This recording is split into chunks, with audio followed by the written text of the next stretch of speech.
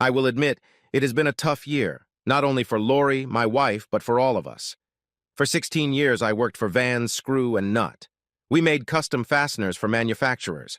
When a company creates a product, they can't just go to the local hardware store to buy screws. Everything has to be made to their specifications. I started in sales and worked my way up to sales manager. It was a great job and paid very well.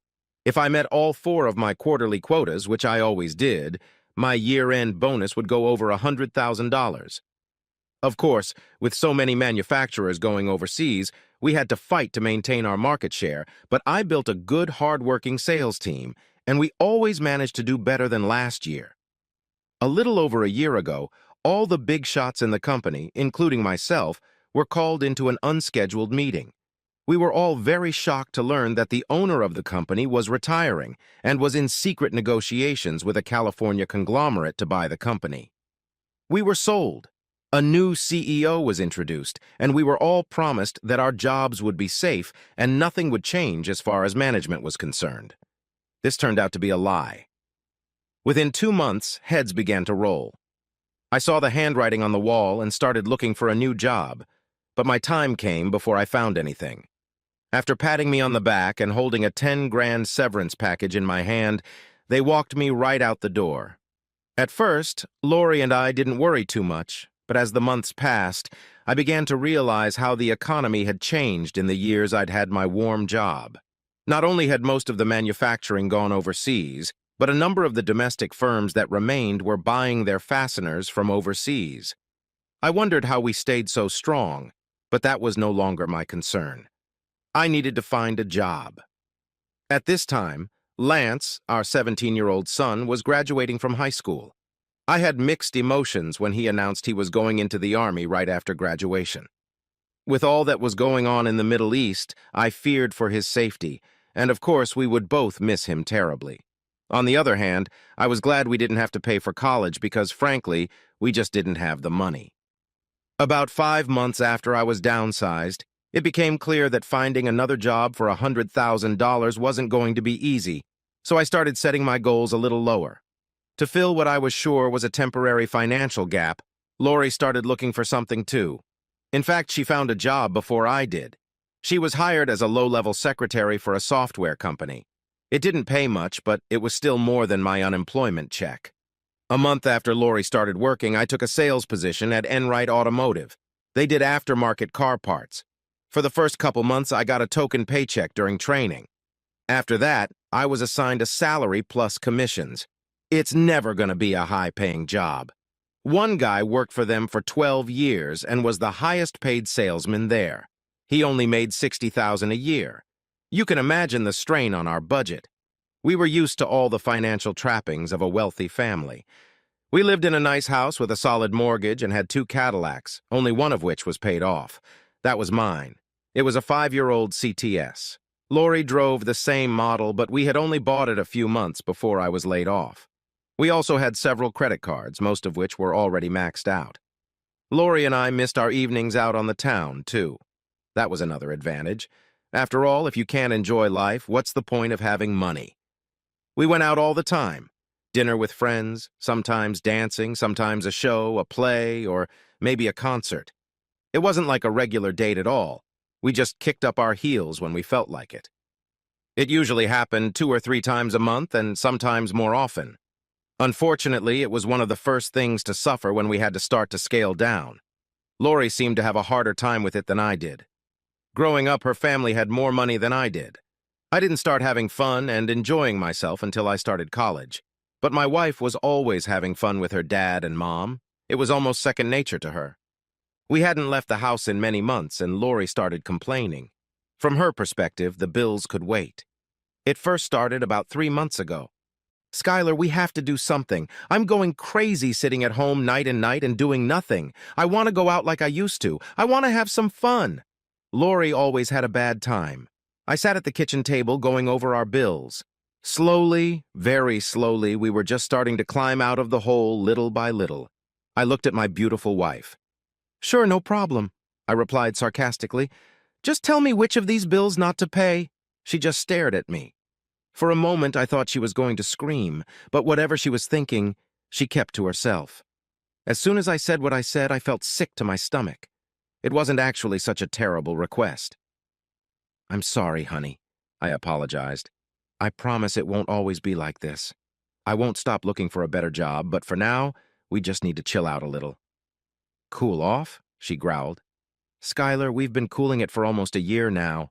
I feel like a caged animal. I need to get out and have some fun." "I know, honey, I know," I said, trying to calm me down. "Look, we have a lot of catching up to do.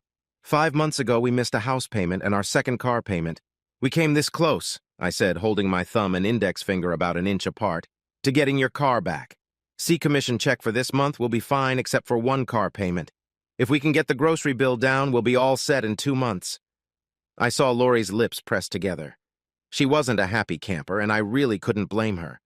And then I had what I thought was a great idea. "Tell you what, why don't you and I go to the Lincoln Park Zoo this weekend? It's free, and we haven't been there since Lance was little." "Skylar, I don't want to commune with nature. I want to commune with nightlife," she grinned. "I want to eat and drink and dance until my feet fall off." "Darling, please be patient a little longer. I promise as soon as we get all the bills settled, we'll celebrate by going somewhere nice for dinner." Without another word, she turned and went upstairs. I guess I sighed a little to myself. I did feel bad, but this was Chicago. Between parking and dinner for two, a night at a restaurant cost a couple $100, if not more. I grew up in a family that thought bills came first. There was no way I could justify spending that kind of money when we were still behind and barely paying the minimum payment on our credit cards each month. It took me another 10 minutes to finish. I was going to watch the news, but realized Lori was still upstairs, so I decided to check on E first. When I walked into our bedroom, she was sitting on the edge of the bed, crying. I really felt like a jerk. I sat down next to her, wrapped my arms around her, and held her tightly against me. "I'm sorry, baby. I'm doing the best I can," I said, resting my cheek against the top of her head. "I know," she sniffled. "It's been such a hard year, and now that Lance is gone, we could go away for the weekend.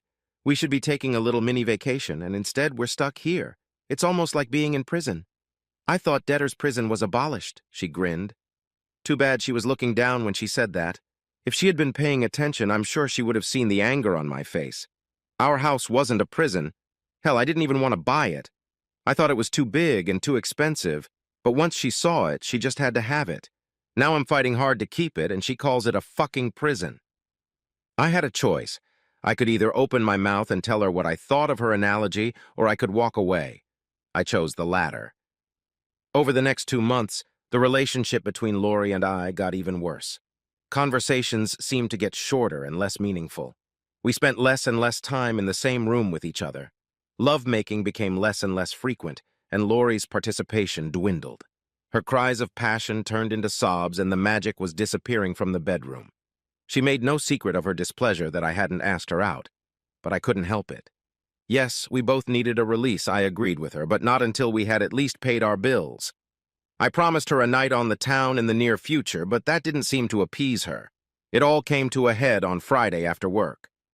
I came home in an exceptionally good mood. I had just gotten a good contract, and with the commission I would receive at the end of the month, I would finally be able to spend some quality time with my beautiful wife. Unfortunately, I didn't get a chance to tell her about it. When I walked in, she was coming down the stairs, dressed as if for a parade. "Wow," I said as I watched her come down. "What's the occasion?" "I'm seeing some of the girls from work." "Don't worry," she said with sarcasm in her voice. "They pay for everything. From the beginning, something seemed untrue to me. I immediately got a bad feeling. As far as I knew, Lori had never cheated on me. But you don't put on the sexiest dress in your closet to go out with girls. Besides, my wife was a proud woman. I couldn't imagine her going out and letting her friends pay for everything. It would be like charity. Only if she was out with a guy did she let someone pay for the whole night." I felt the hair stand up on the back of my neck. "Yeah, so who are these girls? What are their names?" She didn't even seem bothered by my question. "Just some girls from the office. You don't know any of them." "You didn't answer my question, Lori. I may have been born at night, but I wasn't born last night. You don't dress up to go out with your girlfriends. Who are you going out with? Are you on a date with a man?" "Oh, don't be silly," she said nonchalantly. I told you I date girls. If you don't believe me, there's nothing I can do about it. You're just paranoid because you have a guilty conscience. At that moment, I heard a car horn. I looked outside and saw a cab in our driveway. You're taking a cab? Yes, but I'm going to have fun tonight. God knows we can't afford a DUI, so I thought it would be wise. I suppose the girls pay for it too, I asked angrily. To tell you the truth, yes, they do. She leaned over and gave me a quick peck on the cheek. I have some leftovers in the fridge from last night. You can heat them up in the microwave. I might be late, so don't worry about waiting. And with those parting words, she walked out the door. I looked to see if anyone else was in the car, but from what I could see as she slid into the back seat, she was alone. I went into denial for a while. Sure, I knew Lori was angry, but I just couldn't believe that my wife was actually seeing another man. Heck, we had a son together, a life together. She wouldn't cheat on me, I told myself. There was just no way. I took the leftovers out of the fridge and stuck them in the microwave, but as my food was warming up, so was I. I wanted so badly to believe she was just having a good time with her friends from work, but come on. I went to the computer and found the number for the cab service. When the dispatcher answered the phone, I told him I needed the address of the cab that had just left my house, and then gave him my address. I wasn't sure what privacy issues they would have, but the guy on the other end of the line had no problem giving me the information. Plato's house, 3560 Elmhurst Road. I knew the place. In fact, Lori and I had gone there a couple times. It was a romantic restaurant with an attached bar that had a lot of dimly lit corners. Not the kind of place a woman goes to have fun with her friends. More like where a guy takes a woman to seduce her. By the time the bell rang to signify that my dinner was ready, a knot the size of a softball had formed in my stomach. I thought husbands and wives were supposed to stick together when things got bad, not betray each other. Heck, I thought, maybe I'll go to Plato's for dinner myself. The place had two entrances, one for the living room and one for the restaurant. If I entered through the living room, I wouldn't have to deal with the hostess. I wasn't interested in drinks, so I walked past the bar straight into the restaurant. A quick survey of the place showed my wife sitting at a table with another man. She was sitting with her back to me, but there was no doubt that it was her. They were both talking over a plate of appetizers, and a bottle of wine was already next to the table. I could feel my blood boiling. I stared at the bastard who was trying to sleep with my wife and started approaching in an aggressive stride. I was still a few feet away from him when Mr. Slick must have sensed something. He stopped half-heartedly and looked up. Our eyes met, and he suddenly became nervous. I was only a couple feet away when Lori looked over her shoulder to see what her lover was looking at. "Skylar!" she shouted. "What are you doing here?" "I came to meet your girlfriends," I said venomously. "Who is this asshole?" "Hi," he said, starting to get up. "Come on, give me a reason," I threatened. "You know damn well she's married. I guess that doesn't mean anything to you, does it? Tell me, do you leave a trail of slime behind you when you crawl?" He looked like he didn't know what to do. He was still half standing, half sitting when my wife intervened. "Skylar, please don't make a scene. It's Jerry. I work with him. Since you were too stingy to ask me out, he volunteered. He was just trying to be nice." "Grate my ass," I growled. "He's just trying to get under your skirt." I looked at Jerry again. He must have decided he didn't want to question me, because he sat down again. "If you try anything with my wife again, help me. I'll drag you across town on a rope tied to the bumper of my car." "Come on, your evening is over," I said to my wife. She hesitated for only a second, but, like Jerry, decided not to test me any further. "I'm sorry," she said to Mr. Cool as she stood up. I think all eyes in the place were fixed on us as I took her hand and led her out the front door. In the car, neither of us uttered a word. Once we entered the house, however, everything was different. "What the hell was all that about, Lori, you tell me? Did you suddenly decide I wasn't worthy of being your husband anymore?" "No, of course not. I just wanted to get out of the house and have a little fun for a change." "Who's that, Jerry? How long have you guys been dating?" I asked, getting angrier and angrier by the minute. "He's just someone I work with and we haven't met. We've had lunch together a couple times, that's about it." I mentioned that we weren't dating anymore like we used to and told him I missed it. He offered to take me out to dinner and dancing, and I accepted. "Well, shoot me," she stated mockingly. "I don't believe it," I said, almost shocked. I thought our marriage was stronger than this. We're going through hard times and you're ready to leave me? Who said anything about bail? I work every day now, too. I deserve to enjoy myself once in a while. If you won't take me with you, why should I say no to someone who will? Because you're my wife, damn it, I said, raising my voice. That's why. We're supposed to be a goddamn team. She didn't say anything back to that, but I could tell by the look on her face that she was mocking my words. Is this something I also have to look forward to? Being married to someone I can't trust? Do I have to worry about who you're with or what you're doing when you disappear from my sight? Tell me, what were your plans for the end of the night? Were you going to sleep with him? Of course not, she replied sharply. I looked at the woman I'd been married to for almost 20 years, and for the first time I didn't trust her. Not one bit. I don't believe you, I said. You lied to me when you told me you were seeing your girlfriends, and it didn't even bother you much that I didn't believe you then. Why should I believe you now? I admit it's been a tough year, but a wife should stand by her husband. Remember what we said to each other at the altar, richer or poorer, in sickness or in health? At that moment, my thoughts were as clear as a bell. Our marriage is over, I declared. This time her mockery was verbal. Don't be silly, she said dismissively. We're broke, don't forget. You can't afford a lawyer. How are you going to get a divorce? Heck, you can't even afford to move out. I wish I could come back with an intelligent answer, but truth be told, I was too stunned. I guess some people just don't know how to cope. She obviously stopped loving me and stopped respecting me. 19 years later, my marriage fell apart just as quickly. I probably would have broken down and cried, but I was mad as hell. Without another word, I went upstairs and started packing my suitcase. Lori waited a good 10 minutes before coming over to see what I was doing. What's this? She asked sharply. Oh, I realize you can't take me out to dinner, but you can afford to stay the night in a motel. Great! She shouted, turned around and walked out. Enright Automotive contracted to have most of their inventory made overseas, but we made some of the goods ourselves. We had a small factory adjacent to the offices. It had a large shower room so the workers could clean up before going home, and there was a couch in the reception area of the office building. A shower and a place to sleep was all I needed for the moment. When I walked down to the lower landing with my suitcase, Lori was in the kitchen. She called out when she heard the door open, but I never stopped to hear what she had to say. I threw my clothes into my car and drove off. I hadn't gone a mile down the street when my cell phone rang. Sitting in the car with my seatbelt on, I couldn't reach it even if I wanted to, so I switched it to voicemail. It only took me a few seconds to get interested in what she had to say. Once I got to the office, I pulled my phone out of my pocket. I pondered all the way there.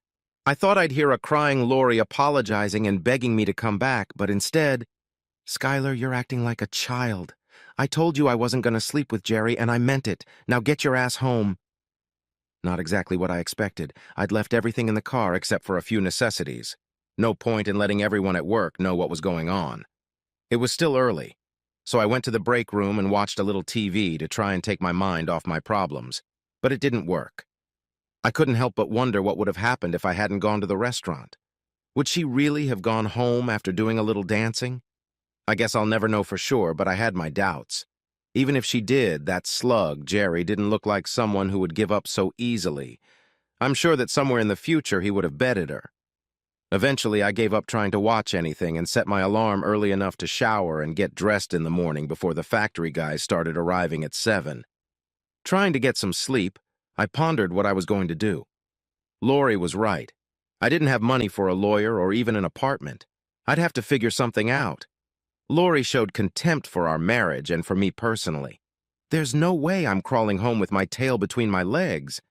I was actually a little surprised when the alarm clock woke me up the next morning. I couldn't believe I had slept so well on that couch.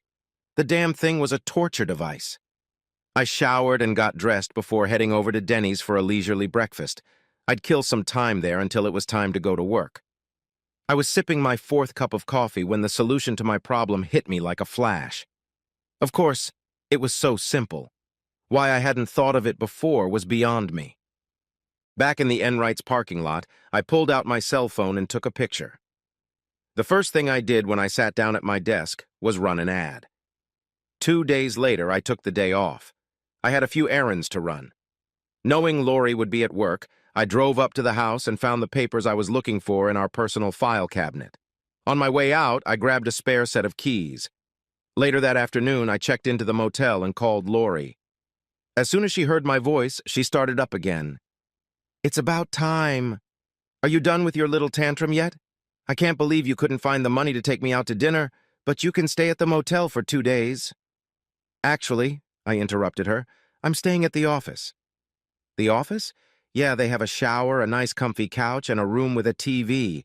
All the comforts of home, I said, lying through my teeth. She replied in the same way. Well, this is ridiculous. Stop being stubborn and come home. I'm not coming home, Lori. I told you our marriage is over. I just called to let you know you need a ride home. What, why? What happened to the car? Nothing, I replied. Your car drives 1,000 times better than mine. A short silence followed, as she undoubtedly tried to understand what I was saying. Skylar, what are you talking about? I sold my car and got $18,000 for it. That's more than enough to hire a lawyer for the divorce and the down payment on the condo. Of course, since I'm in sales, I still need a car, so I took yours. I stopped by our house this morning and got the licenses for both cars and the spare keys to yours. Skylar, she shouted, you can't do that. What am I supposed to drive? Actually, since both cars are in my name, I can do it. I haven't taken anything off the books. All the bills are paid for the month, so there's not much left. But if you budget, you should have enough money for food and cab fare. If you run out of money, I'm sure Jerry would be more than happy to take you out to dinner, provided, of course, that you give him what he wants. Suddenly, she spoke with a very depressed look. Skylar, please don't do this. I never thought you'd really go this far. I'm sorry.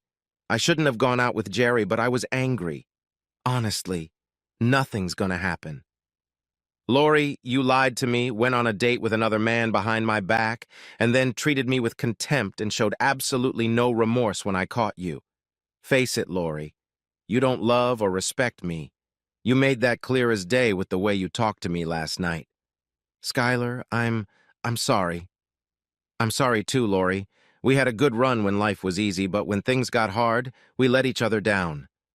He was surprised to hear sobbing on the other end of the wire, but it didn't matter anymore. He continued, the house is in our names. It's our only worthy asset, so it needs to be sold as soon as possible. He heard her aghast. Sell the house? Skylar, do we have to do that? Lori, we're up to date on the mortgage now, but I'm no longer paying for the house, and you won't be able to pay the installments every month. Yes, it has to be sold immediately. I figure we could each walk away with $50,000 or $60,000. You can buy yourself a decent used car and get an apartment. Skylar, I don't want a divorce. Please, can't we talk about this? I'm sorry, Lori, it's not about what you want anymore. So, do you want to call the realtor or should I? Epilogue. Lori was standing on the sidewalk in front of her apartment looking up at the gray sky when she heard a flock of geese screeching off to the north. A welcome reminder that spring was just around the corner. She trudged through the melting slush to her 10-year-old Honda and headed towards Starbucks to meet up with an old friend. She was looking forward to meeting Julia. It was a typical Chicago winter with cold temperatures, lots of snow, and slippery roads. So Lori spent most of her time cooped up in her apartment when she wasn't at work. Julie had already taken a small table in the corner and was sipping a latte when Lori walked in. They greeted each other with a girlish kiss on the cheek before Lori got in line for her Colombian brew. Standing in line, Lori thought what a treat it would be to get out and visit her friend. When she returned to the table with coffee in hand, she was greeted with a warm smile and a friendly voice. Lori, it's so good to see you. It's been a long time. Yes, too long, she replied with a tinge of sadness in her voice.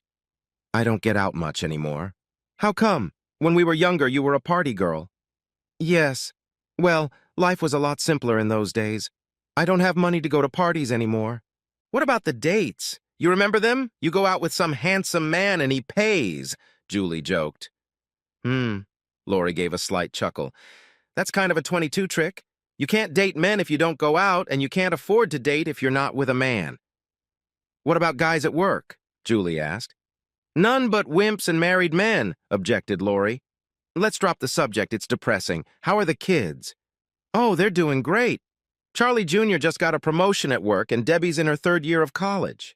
They're growing up so fast, aren't they? Sure, Lori replied. Lance has one more year left on his contract and he's already talking about re-enlisting. He's loving it. How's hubby? Charlie's doing fine, working as hard as ever. Lori caught the shy look on her friend's face. What? Oh, nothing, Julia replied even more shyly. Come on, spill it. You were going to ask me something. Yeah, well, I was just wondering if you've seen Skylar. Not since we signed the divorce papers. She thought about it for a second. God, that was already 2 years ago. Why do you ask? I was just thinking. Yeah, I'm not sure I should tell you, but it's probably best to hear it from a friend. What? Is he okay? Yeah, he's fine. I ran into him the other day and we talked. He's what, Julie? Come on, spit it out. Okay, he's getting remarried.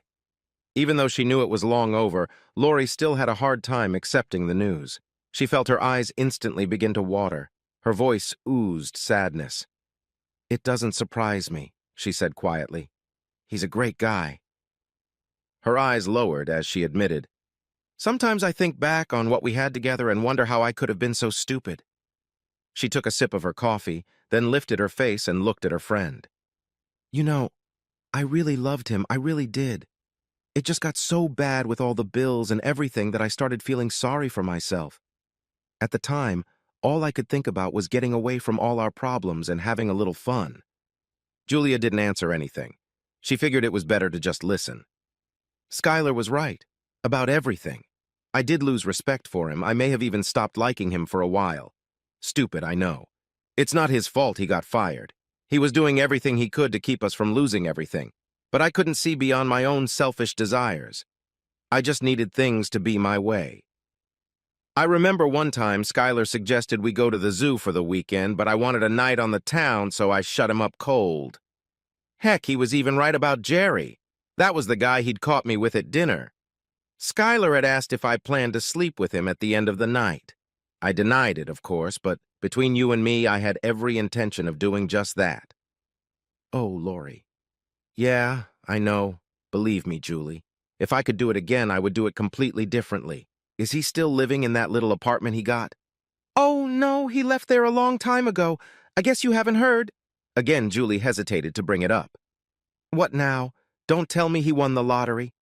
No, nothing like that, but he got his old job at Vans. That was a while ago, a few months after your divorce was final. I think they started losing clients left and right after they fired Skylar. They finally called and asked him to come back.